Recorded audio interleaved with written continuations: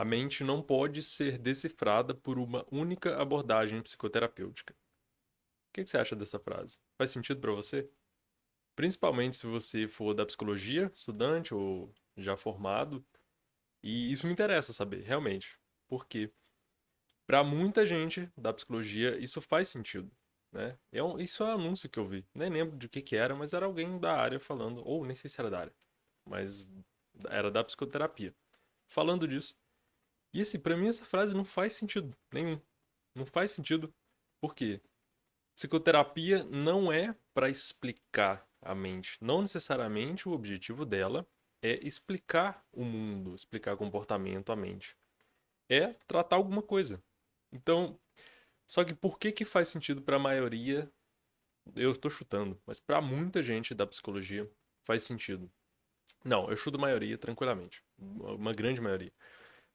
Porque se confunde psicoterapia com psicologia. Eu já falei em outro momento que psicoterapia não é psicologia. E então, te dar um exemplo. Dois exemplos, pelo menos. Por que psicopatas são como eles são? Por que, por exemplo, serial killers matam tanta gente, têm prazer na morte, etc. Como a gente explica o comportamento de psicopatas serial killers? Os dois, né? Um psicopata e serial killer. Como é que a gente explica isso? Que abordagem psicoterapêutica vai explicar isso? Você pode pensar, como a TCC, que é terapia cognitivo comportamental, explica a psicopatia. Mas não tá meio estranho pra você? Esse é um papo, talvez, pra você que não é da área não é profissional, talvez você fique um pouco boiando, mas, assim, eu acho que você vai conseguir entender mesmo assim, mesmo se você não for da área. Outro exemplo, outra questão.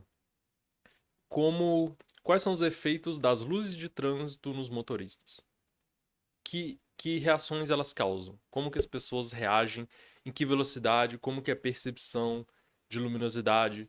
Se ela aumenta em determinada situação, qual cor produz qual reação e qual que produz menos acidentes, ou qual que chama mais atenção, qual que gera mais controle motor, voluntário do veículo. Qual abordagem psicoterapêutica explica isso? Não explica. A psicanálise vai explicar isso. Né? Como? Fenomenologia existencial. Mas eu não estou falando, não é pra zoar a abordagem psicoterapêutica, óbvio que não. É porque toda essa história ela é estranha. Porque uma coisa é psicologia, outra coisa é psicoterapia. Então, por isso que não faz sentido. E, na verdade, são exemplos meio deslocados, mas é muito comum, por exemplo, terapeutas tentarem explicar o mundo com teorias de psicoterapia. Então, por exemplo, a pessoa da terapia cognitivo-comportamental pode tentar explicar o universo do comportamento humano, da mente humana, com o TCC. E não vai conseguir, porque a TCC não tem esse objetivo. Tem teorias específicas, por exemplo, teorias das emoções, e dentre das TCCs, que inclui terapias comportamentais também, por exemplo, a DBT, terapia comportamental dialética, tem teorias de como a gente reage a estímulos, que vem da análise do comportamento, do behaviorismo radical, principalmente, como na ACT também, a terapia de aceitação e compromisso.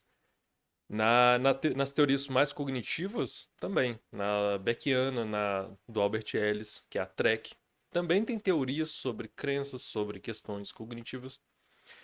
A psicanálise tem teorias. E a psicanálise, por exemplo, é uma tentativa disso. Ela é muito focada em clínica e você vê muito pessoas usando a psicanálise para tentar explicar um universo todo de coisas. E pode ser um problema, muitas vezes porque você não tem estudo para fazer essa generalização, nem de TCC, nem de psicanálise, para o mundo inteiro. Porque psicoterapia você está estudando psicologia clínica, eu estou usando como sinônimo. Você está em um certo contexto em que seus objetivos são diferentes de uma ciência básica. Então, quando a gente fala em explicar as coisas, é mais. A gente olha mais para a ciência básica, que é o que está preocupado com isso. É o que vai estudar, por exemplo, percepção, que é o princípio básico, aprendizagem, memória, emoção. O foco é isso, né? Na prática, as coisas se misturam e tem que se misturar. A questão é essa. O problema é quando elas não estão sendo misturadas. Por exemplo, a nossa formação acaba faltando psicologia cognitiva. E a gente vê quando vê alguma coisa de terapia cognitiva. Daí as pessoas supõem que são sinônimos. Então, é, acham que a terapia cognitiva é a psicologia cognitiva, mas não é. Então, a terapia cognitiva não vai explicar, por exemplo, processos básicos cognitivos. Como eu comentei, memória, aprendizagem, raciocínio, julgamento. Porque ela tem fins mais práticos. E a TCC é isso, ela vai ter fins mais práticos de resolver problema, de tratar depressão, ansiedade, etc. Então, assim, essa é uma coisa que ela é. Não é, nem é sutil. Ela é gritantemente um erro que a gente tem. Porque a gente não. Muita gente, muitos de nós da psicologia, não temos acesso a esse conhecimento na formação. Então a gente quer extrapolar algumas coisas que não dão para extrapolar, não dá para extrapolar. E só que assim, a ideia é você ter conhecimento das duas coisas. Aí você vai ter um conhecimento mais amplo, ciência básica, de princípios básicos, de questões gerais que não tem a ver com psicoterapia, por exemplo, trânsito, por exemplo, psicopatia, né? Pode ter a ver, mas pode não ter, porque psicopata não quer saber de terapia também. E e questões de psicoterapia também, é importante saber. E as coisas conversam, e você tem pesquisa clínica, e você tem ciência básica pra, para fins terapêuticos. Mas, didaticamente, é bom você ver como duas coisas diferentes, e bom saber que são duas coisas diferentes, e saber que a gente precisa das duas coisas. Deu para pegar? Assim, ficou claro, ou ficou mais bagunçado. Se ficou bagunçado, é bom também, porque isso aqui é mais do que explicar, talvez seja mais importante para gerar perguntas, né? Talvez você teve a formação no Brasil em psicologia, eu também tive. Não precisa se limitar, e não é questão de vira-latismo, não. Mas você pode pensar, porra, então o que eu aprendi não é tudo. Não é. Na verdade, falta muita coisa. E assim, e por isso que é bom a gente poder conversar, poder trocar ideia. Se você quiser, eu tô falando de várias coisas desse tipo, e isso aqui é bem superficial, na verdade. Pretendo falar mais aprofundadamente disso, falar de questões mais específicas. E trazer essas coisas que eu tô vendo que faltaram pra mim e faltam na nossa formação no geral. Mas você também não é da psicologia, também.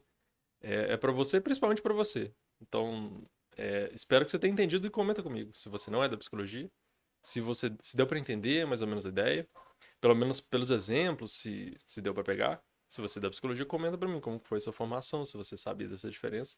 Eu vou deixar um link aí embaixo para você assinar a newsletter, que é uma lista de e-mail, que eu mando e-mails com as novidades todas. Por quê? Que o e-mail é uma boa? Porque às vezes eu publico, às vezes não. O tempo todo eu tô publicando em vários lugares diferentes.